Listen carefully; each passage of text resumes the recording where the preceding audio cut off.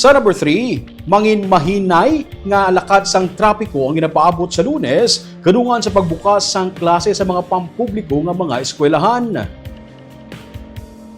Subong pa lang ginapahibalo na ang tanan nga ginapaabot nga mangin mahinay ang lakas ng trapiko sa mga dalan sa Bacolod City sa Lunes kadungan sa pagbinalik sa mga estudyante sa mga pampubliko nga mga eskwelahan sa una nga adlaw sang klase.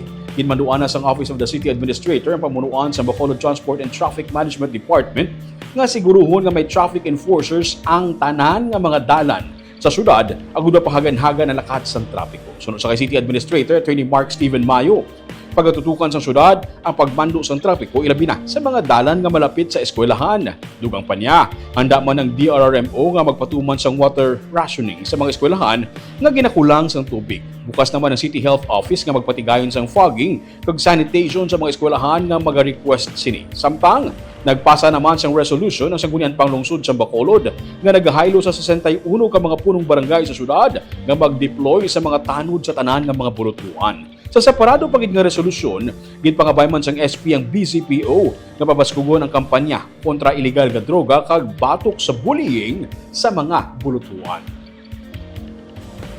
Make every unit in place, especially ang mga na-deploy kag na-assign sa mga eskwelahan.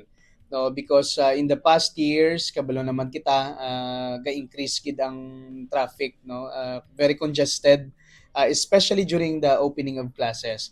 So tanan ni sila actually may mga specific naman na area of assignment.